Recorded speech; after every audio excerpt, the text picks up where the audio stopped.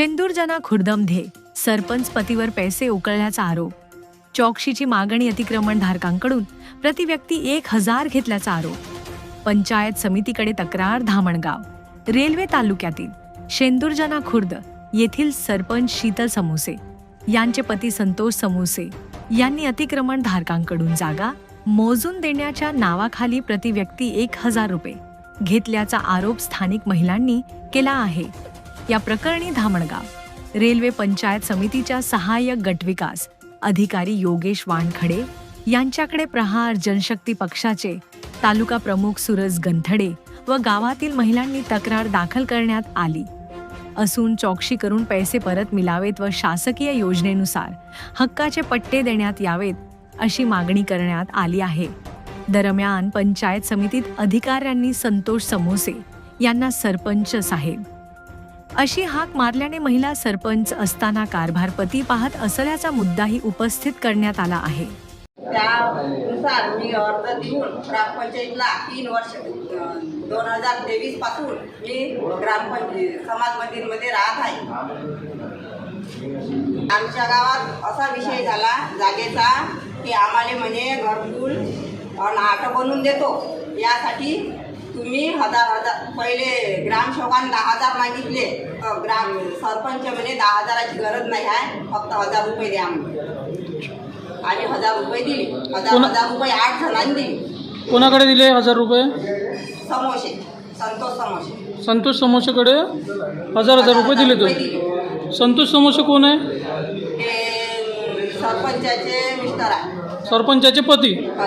म्हणजे सरपंच शीतल समोसे आहे, परंतु गावचा सगळा कारभार त्यांचे पती पाहतात. पैसे पण समजा त्यांनीच तुमच्याकडून घेतलेले.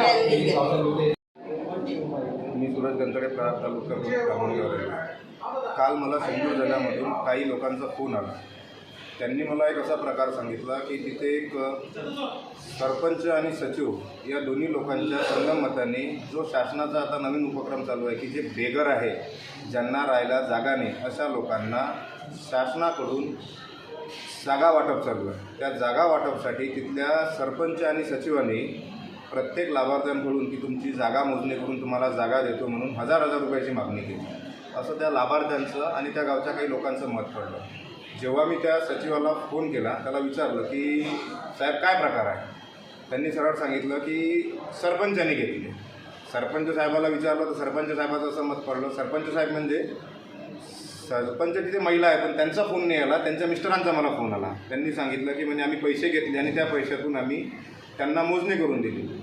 शासनाचा असा कुठलाही निर्णय नाही किंवा असा कुठलाही आदेश नाही की पट्टाधारक लाभार्थ्यांकडून पैसे घेऊन त्यांची जागा त्यांना मोजणी करून द्यावी.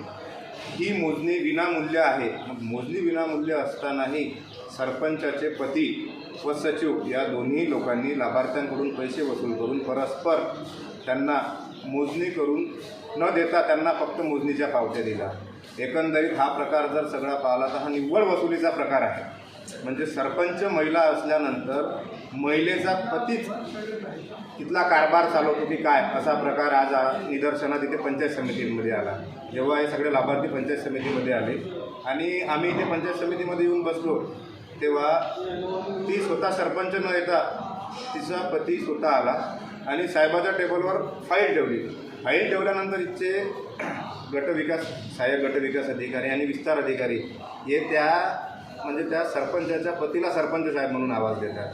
म्हणजे आम्हाला तर केव्हा केव्हा असा विचार पडते की साला हे मोगलशाही आहे की हुकमशाही आहे. पत्नी सरपंच आणि हे सरपंच साहेब म्हणून नवऱ्याला बोलतात.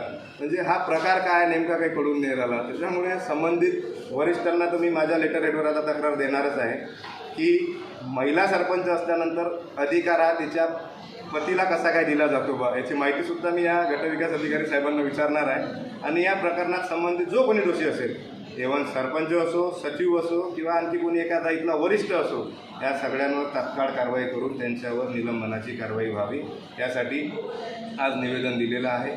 आणि त्या लाभार्थ्यांचे घेतलेले पैसे परत देण्यात यावे व त्यांना तात्काळ पट्टे वाटप करून घरकुलसुद्धा त्यांचं मंजूर करून देण्यात यावे. असे जर झाले नाही तर आम्ही स्वतः या लाभार्थ्यांना घेऊन रस्त्यावर उतरून रस्त्यावरती लढाई लढू.